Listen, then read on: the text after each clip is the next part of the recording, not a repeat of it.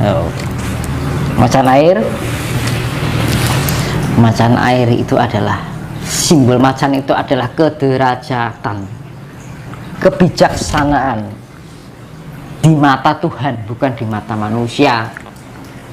Manakala orang yang tahun 2020 sebelumnya dan tahun 2021 sebelumnya yang tertindas akan meningkat derajatnya secara kemanusiaan, secara ekonomi, secara derajat air. Namun tidak lepas dengan air. Air itu sifatnya memporak-porandakan yang sifatnya angker di mata Tuhan. Tapi yang sisi positifnya tadi, orang yang tadinya tertindas di bawah, dia akan pelan-pelan naik. Namun yang menindas terporak-porandakan dengan air. Oh, asik. Itu yang terjadi. Aku mau ngomong, percaya percaya terserah. Itu terjadi sampai 2023 ke atas nggak? Nanti titik puncaknya adalah setelah pembuka itu kemerdekaan Nusantara 2022. Oke. Siap. Nanti setelah kesana ke depan. Terima kasih. Aku cuman bisa terima kasih ya Tuhan. Sing bener bakal ketenger, sing Allah bakal ketoro. Becik ketitik Allah ketoro. Sing nandur apik yo wis tak bertuwe lah. Aku rasa mungkin itu menurutku, penglihatanku. Terserah orang penilaiannya bagaimana, itu terserah. Semua kembali saya pada meyakini diri betul masing-masing. Iya. Karena gitu loh. Karena kebenaran akan tercipta kebenaran, ketidakbenaran akan tercipta ketidakbenaran. Karena ini semua akan terwujud. Itu tadi saya tadi kan akan hilangnya ribaisasi. Ribaisasi itu adalah bagian dari subkapitalisme, dan subkapitalisme akhirnya berdampak adalah individualisme dan hedonisme dan konsumerisme. Jagat ini akan dimurnikan kembali. Siap. Masuk akal. Kira-kira imperialisme baik nggak? Enggak lah. Secara ketuhanan. Enggak. Kira-kira individualisme baik nggak? Enggak.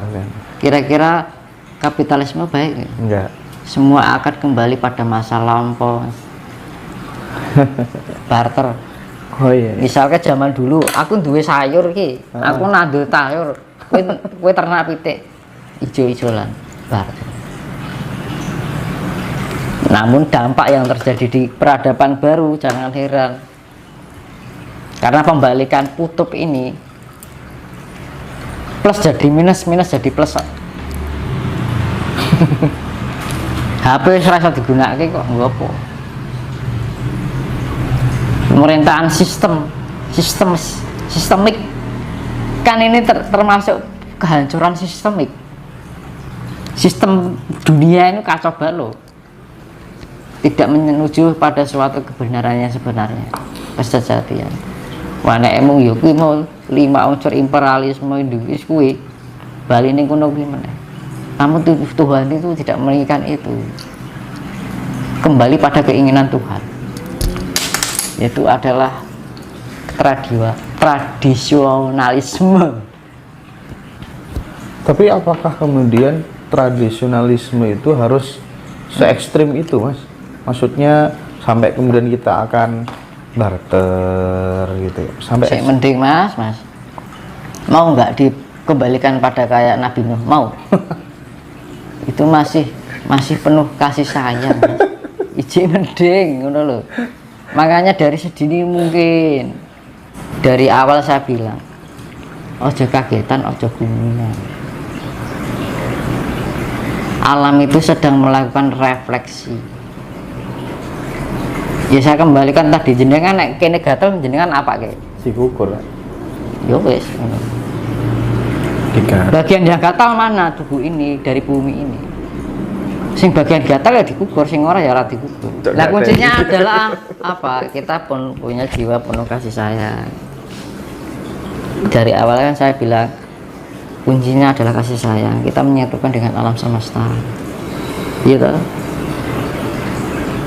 Terus gini. Sebentar, sebelum dilanjutkan. Tadi jenengan sempat bicara tentang reinkarnasi. Saya sangat penasaran dengan konsep reinkarnasi.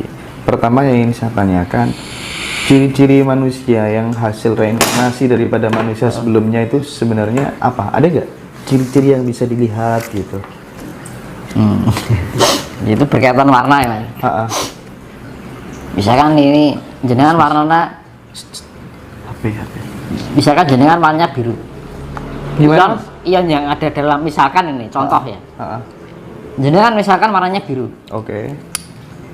Kebetulan yang jenengan itu warnanya merah. Kira-kira bisa menyatukan nggak? Enggak lah. Nah, Cari yang serupa lah. misalkan yang jenengan warnanya biru, dia mencari akan seirama, selaras. Iya, oke. Karena dunia ini sifatnya keselarasan. Apa? Ya. Jadi yang namanya genetik kan yang ion, kalau sukma pasti kembali. Yang tersisa adalah ion. Ion itu apa toh? Jiwa yang terpancarkan dari roh-roh yang pernah hidup di masa lampau. Dia mencari DNA yang atau ion-ion yang tumbuh kembali sesuai dengan irama. Nah, ngrokne gamelan nek dirungokke penak kan selaras penak ning ati to, Mas. Nggih. Ya padha wae kayak gitu. Sewarna. Mencari yang sewarna, selaras. Nanti ciri-cirinya gini. Misalkan yang jenengan itu senengane melek bengi. Senengane adus bengi. Nanti delalah yang jenengan sudah nggak ada ini. Jenengan terlahir itu jenengan mencirikan karakteristik yang sama, senang melek bengi, adalah punya kebiasaan yang sama dengan yang lahirnya itu selaras, menyewarna, sewarna. Itu namanya reinkarnasi, Mas. Jadi misalkan orang bilang misalkan ini titisannya Dewi Sri. Padahal Dewi Sri itu Dewi penuh kasih sayang. Padahal ini ada orang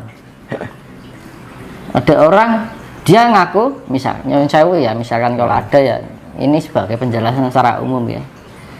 Ini dia mengaku dia titisan Dewi Sri, tapi sifatnya arogan. Dia mah ya nggak mungkin. Dia tidak mengkarakteristik sifat dari Dewi Sri itu sendiri. Misalkan dia mengaku Dewi Durga. Dewi Durga itu widodari ini lelembut, demit. Pasti dia nggak takut dengan hal yang berkaitan dengan hutan, hal yang serem-serem. Pasti dikuasa dia. Namun ketika gampang kok ngetes orang itu gampang kok. Dia mengaku Betari Durga. Coba aja suruh ke hutan, berani nggak? Ketika dia nggak berani, nonsen, impossible. Makanya kan saya dulu pernah bilang, jangan merasa diri kita masa lampau. Namun apa yang kita jalani menurut kita baik sekarang, ya jalanilah itu yang terbaik buat kita.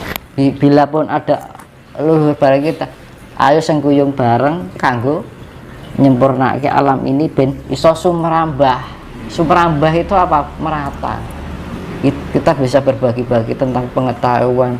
Ayo toh, alam ini keadaannya seperti ini. Kita harus menguatkan intuisi kita, harus menguatkan kepekaan kita biar kita bisa memahami keinginan alam. Luas ini. Bener, Mas. Ini kasuistis ya.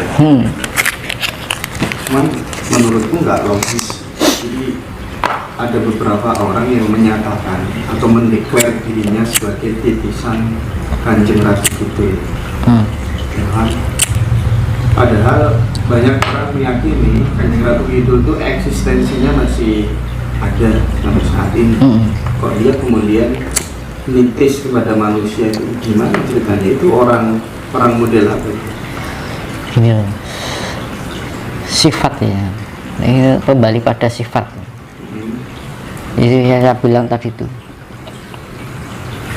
Ini misalkan Dewa Surya, ya, Dewa Surya karakternya seperti ini. Dia memanifestasikan secara pekat di dalam tubuh seseorang. Mana diarani dewa ngawi Jawanto dadi menungso.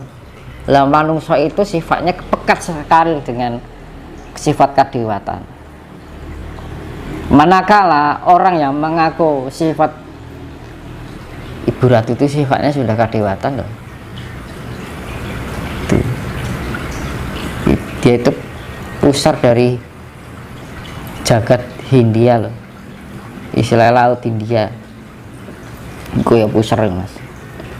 Nah, secara analogi, secara ilmiah loh ya. Itu ya pusar, itu pusar. Bedanya neng kono ki segitiga bermuda, balikan dengan apa? Ini loh. Unsur negatif dan positif itu pasti selalu melengkapi. Ini loh. Jadi tidak hanya jagat cilik dan jagat gede, tidak hanya jagat cilik, tapi jagat gede itu juga saling melengkapi antara plus dan minus. Jadi kayak pusaran kita ya di sini yo pantai selatan, neng luar negeri yo segitiga bermuda antara plus dan minus. Semua itu akan berkaitan, kayak kuak dan anti kuak. Itu akan kayak Semar dan Togog. Mana saya pernah ceritakan, Semar itu kutub selatan dan Togog itu kutub utara. Loh, kita di dalam tubuh kita itu ada iblis, unsur iblis dan unsur malaikat, itu satu paket mas. Namun ada sifat penetralisir ketika elektron dan proton itu 50% disatukan menjadi neutron. Maaf kemarin di video kemarin aku salah ucap karena terlalu semangat ya ini. Aku nonton video gue, wah aku lari ngomong ya aku. Jadi elektron dan proton. Elektron itu sifatnya negatif, proton itu positif. Yusik diarani ada bawa gila ya kuwi to Mas, proton dan elektron. Ketika alam itu ora ono suwung, tiba-tiba dengan keajaiban alam semesta ini tiba-tiba ada yang karena unsurnya yang sangat lembut dari segala unsur, yaitu namanya partikel Tuhan yang namanya Higgs boson. Higgs boson itu melahirkan yang namanya anti kuak dan anti kuak. Kuak itu partikel malaikat dan anti kuak itu partikel iblis. Nah, kuak itu melahirkan neutron dan proton. Neutron dan proton itu akhirnya terselubung dalam molekul.